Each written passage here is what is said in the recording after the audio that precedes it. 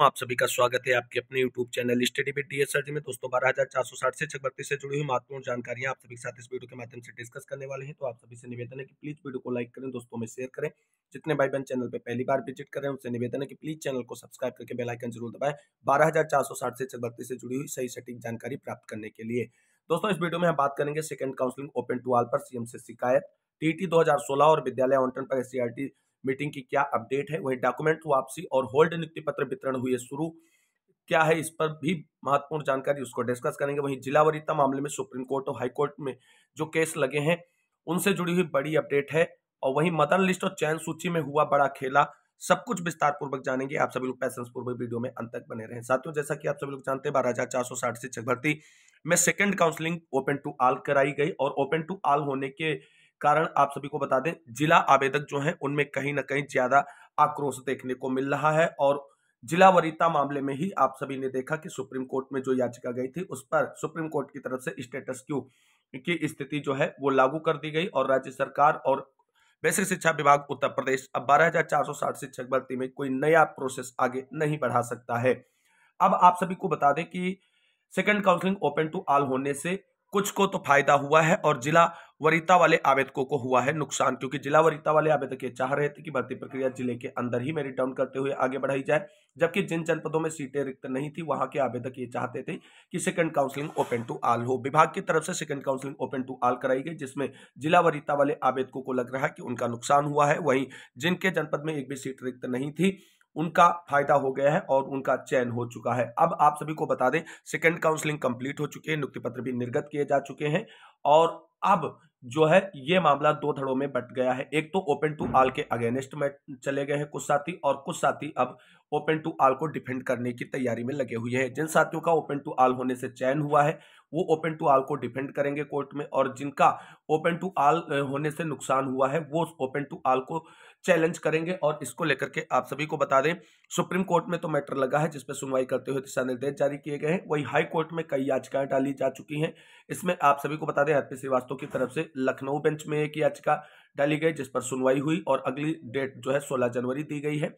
और वहीं अब आप सभी को बता दें आने वाले समय में इलाहाबाद में भी एक याचिका फाइल की जाएगी ओपन टू ऑल को चैलेंज करने के लिए। और उम्मीद की जा रही है इन सभी आवेदकों की तरफ से कि विभाग की तरफ से जो मनमाने तरीके से ओपन टू ऑल को फॉलो कराया गया सेकंड काउंसलिंग में उसमें कोर्ट से बदलाव का आदेश निर्गत किया जाएगा और जो ओपन टू ऑल को फॉलो किया गया है उसे निरस्त करते हुए फिर से जिले के अंदर मेरिट डाउन करते हुए भर्ती प्रक्रिया को आगे बढ़ाया जाएगा।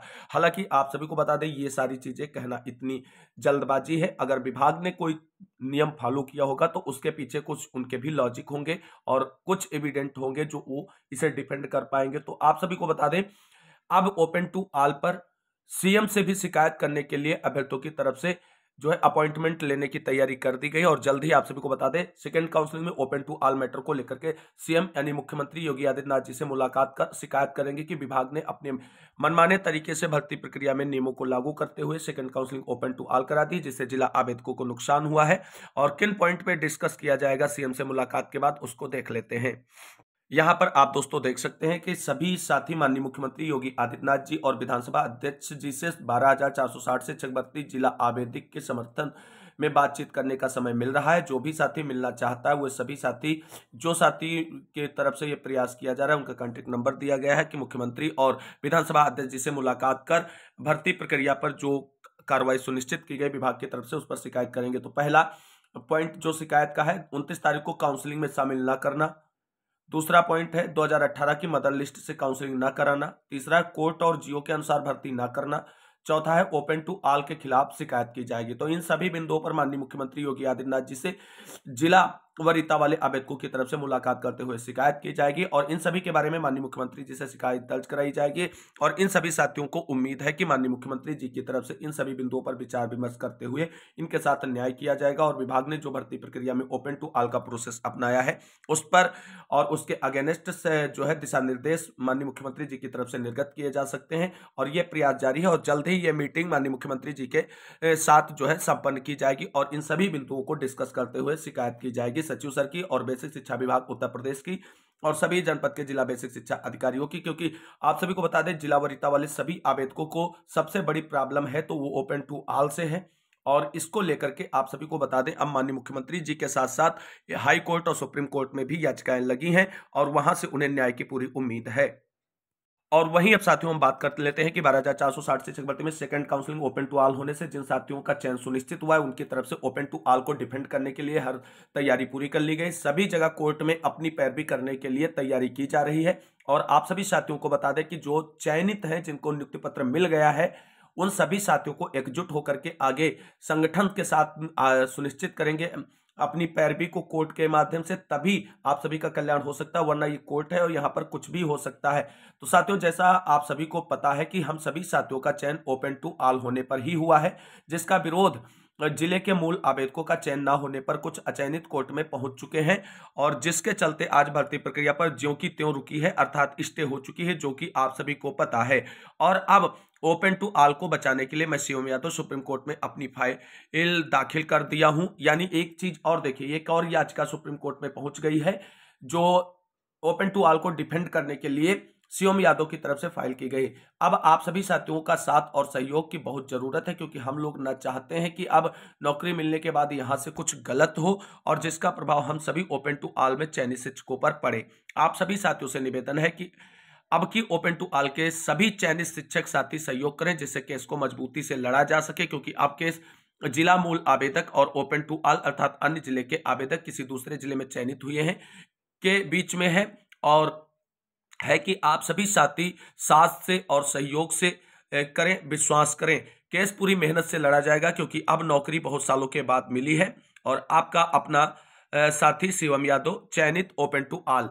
तो कुल मिलाकर के अब आप सभी को बता दें, कोर्ट में एक बार मामला पहुंच गया है और वहां से स्टेटस क्यू लागू कर दिया गया है। इसके बाद आप सभी लोग देख रहे हैं कि सुप्रीम कोर्ट, हाई कोर्ट में याचिकाओं की भरमार लगी हुई है। सभी अपने अपने मैटर को लेकर के जा रहे हैं और अपना पक्ष रखते हुए अपनी जो मजबूती या दावेदारी को और प्रबल और फिक्स करने का प्रयास कर रहे हैं। तो कुल मिलाकर के मेन मुद्दा जो इस भर्ती में अब लड़ाई का बचा है वो ओपन टू ऑल और वर्सेस जिला आवेदकों का बचा है और ये मामला काफी इंपॉर्टेंट हो जाएगा बाकी अन्य सभी मामलों के सापेक्ष में। अब देखना होगा कि इन याचिकाओं पर अगली सुनवाई में क्या डिसीजन कोर्ट की तरफ से या डायरेक्शन निकलकर सामने आता है, क्योंकि ये बहुत महत्वपूर्ण हो जाएगा। अगर ओपन टू ऑल को चैलेंज किया गया है और ओपन टू ऑल रिकॉल की जाती है विभाग की तरफ से, तो ऐसे में जो ओपन टू ऑल के तहत चयनित अभ्यर्थी हैं उनकी नियुक्ति पर संकट आ जाएगा और फिर से सेकंड काउंसलिंग जो है वो कोर्ट के दिशा निर्देशों के अनुरूप कराई जा सकती है। हालांकि आप सभी को बता दें, विभाग ने ओपन टू ऑल को फॉलो किया है और ओपन टू ऑल को डिफेंड करने के लिए सरकार और विभाग पूरी मजबूती के साथ कोर्ट में खड़ी रहेगी और देखना यह कि अब जीत किसकी होगी, ये चीजें कोर्ट में डिसाइड हो जाएंगी। अब मूव करते हैं आगे की अन्य महत्वपूर्ण खबरों की ओर। दोस्तों बात कर लेते हैं टीईटी 2016 और विद्यालय आवंटन पर एससीईआरटी मीटिंग से क्या बड़ी अपडेट है।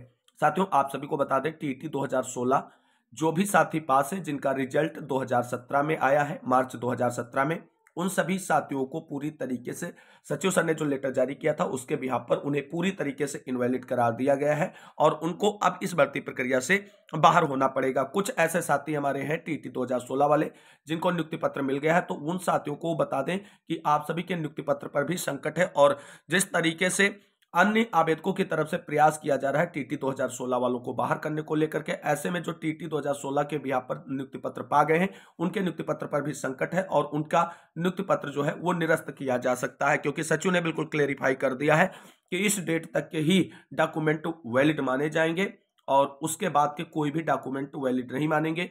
तो इनवैलिड डॉक्यूमेंट्स के बिहाफ पर अगर आपने नौकरी प्राप्त करने का प्रयास किया है तो आपकी नौकरी बिल्कुल जाने वाली है। और इसको लेकर के आप सभी साथियों को बता दें, लगभग सभी जनपदों से ये बड़ी शिकायतें निकलकर सामने आ रही। जैसे सीतापुर एक बड़ा जनपद था जहां सबसे ज्यादा रिक्त पद थे प्रदेश में, वहां से खबरें निकलकर सामने आ रही कि ढेर सारे आवेदक ऐसे ही वहां पर चयनित हो गए, उनको नियुक्ति पत्र दिया गया है जिनके पास टीटी 2016 की ही मार्कशीट लगी हुई थी और आवेदन में, और उसी के बिहाफ पर इन्हें फाइनल जो है अनंतिम रूप से चयनित घोषित करते हुए नियुक्ति पत्र निर्गत कर दिया गया है। तो आप सभी साथियों को बता दें, अब उन आवेदकों की तरफ से लगातार प्रयास किया जा रहा है जो वैलिड है और कहा जा रहा है कि जो टीटी 2016 के बिहाफ पर ज्वाइनिंग लेटर पाए उन सभी के ज्वाइनिंग निरस्त करते हुए रिक्त पद जो है आगे कंसीडर किए जाए थर्ड काउंसलिंग में। अब आप सभी को बता दें, इसको लेकर के लगातार ऑडियो वीडियो सारी चीजें वायरल हो रही हैं और अब कहीं ना कहीं जो धोखे से ही नौकरी पा गए थे यूपीटीटी 2016 वाले, उनके अगेंस्ट जो है फेयर एंड वैलिड कैंडिडेट जो है पूरी तरीके से लगे हैं, और सभी जनपद में जहां पर भी टीटी 2016 वाले आवेदक नियुक्ति पत्र पा गए, उन सभी के नियुक्ति पत्र जो है निरस्त कराने का प्रयास किया जा रहा है फेयर एंड वैलिड कैंडिडेट के माध्यम से। हालांकि आप सभी को बता दें, यह विभाग की गलती है और विभाग को पहले ही क्लेरिफाई कर देना चाहिए था। जो सचिव सर का लेटर इतनी बाद में आया है, ये सेकंड काउंसलिंग से पहले ही आ जाना चाहिए था, जैसे जो 2016 के कैंडिडेट जिन्होंने टीटी लगाई थी उनको इतनी भागदौड़ और मशक्कत नहीं करनी पड़ती, क्योंकि उन्हें पहले पता चल जाता कि उनके डॉक्यूमेंट्स इनवैलिड हैं, इसलिए उन्हें नौकरी नहीं मिलेगी। लेकिन विभाग कब अपनी गलती एक्सेप्ट करता है? सभी गलती आवेदकों की मानी जाती हैं, क्योंकि आपने जब डॉक्यूमेंट चेक किए, जब आपने 2018 में फर्स्ट काउंसलिंग की, वहां पर भी डॉक्यूमेंट चेक किए गए होंगे, ऐसा नहीं कि ऐसे ही। तो वहां पर आप सभी ने अगर क्यों नहीं अवगत कराया आवेदकों को कि आपके डॉक्यूमेंट्स इनवैलिड हैं और आपको भर्ती प्रक्रिया का पार्ट नहीं माना जाएगा? तो कुल मिलाकर के ढीला ढवाली और लापरवाही तो विभाग की तरफ से भी की गई है 12,460 शिक्षक भर्ती में, और उसका खामियाजा अब आवेदकों को भुगतना पड़ेगा, जो कि कहीं ना कहीं उचित नहीं है। वहीं आपको बताते हैं विद्यालय आवंटन को लेकर के क्या एससीईआरटी मीटिंग से अपडेट है आप सभी के लिए। तो साथियों, जैसा कि आप सभी लोग जानते हैं, 12,460 शिक्षक भर्ती में फर्स्ट काउंसलिंग और सेकंड काउंसलिंग में जो भी साथी नियुक्ति पत्र पा चुके हैं, उन्हें अब विद्यालय आवंटन का इंतजार है।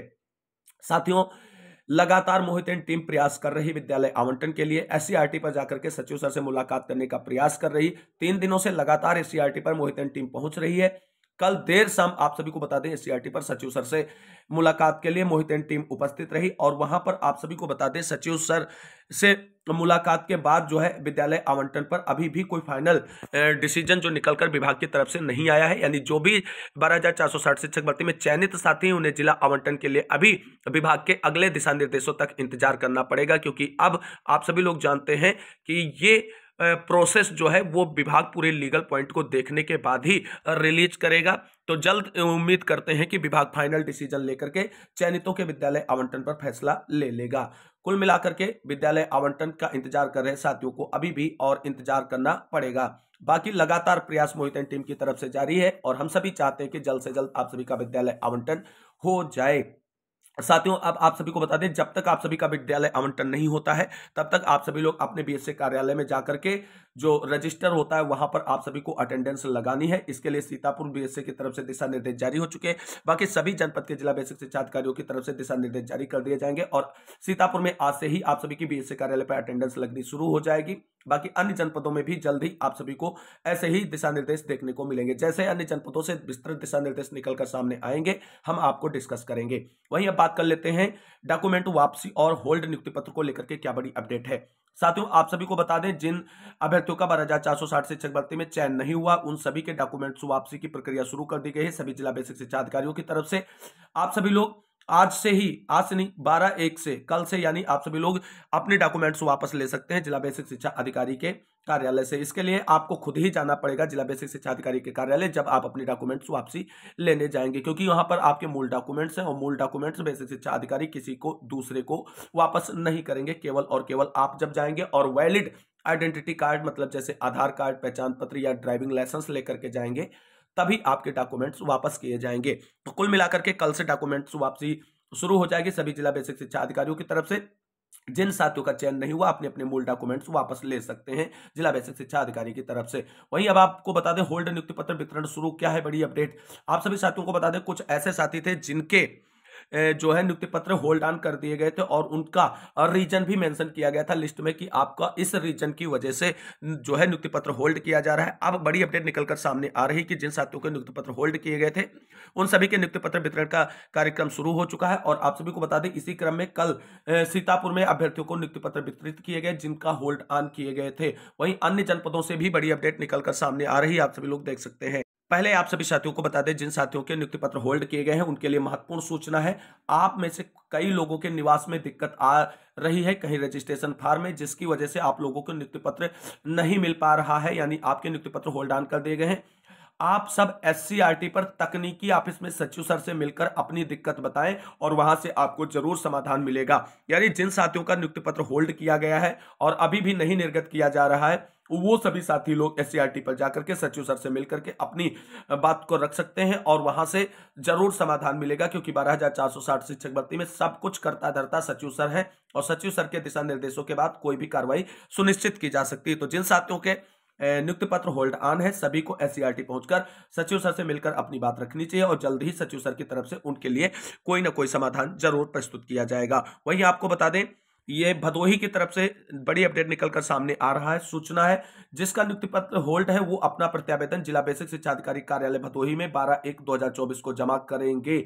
यानी भदोही जिला बेसिक शिक्षा अधिकारी की तरफ से उन सभी साथियों के लिए महत्वपूर्ण जानकारी निकलकर सामने आ रही है कि जिनके जो नियुक्ति पत्र होल्ड ऑन किए गए हैं वो सभी लोग 12/1/2024 को अपने प्रत्यावेदन जमा करके अपने नियुक्ति पत्र को रिलीज करा सकते हैं। तो कुल मिलाकर के वही चीजें शुरू हो चुकी हैं। जिनके नियुक्ति पत्र होल्ड ऑन थे सभी अपना अपना प्रत्यावेदन सबमिट करके जिला बेसिक शिक्षा अधिकारी कार्यालय में और अपने ज्वाइनिंग लेटर को रिसीव कर सकते हैं। तो ये बड़ी अपडेट उन सभी साथियों के लिए है जिनके ज्वाइनिंग लेटर जो है होल्ड ऑन किए गए थे। मूव करते हैं अगली महत्वपूर्ण जानकारी की ओर। दोस्तों एक बात और आप सभी को सचेत करना चाहेंगे कि जिला वरीयता मामले में सुप्रीम कोर्ट और हाई कोर्ट केस की क्या बड़ी अपडेट है। आप सभी लोग जानते हैं लगातार कई केसेस जो हैं सुप्रीम कोर्ट के साथ साथ हाई कोर्ट में भी फाइल किए गए हैं जिला वरीयता मामले को लेकर के।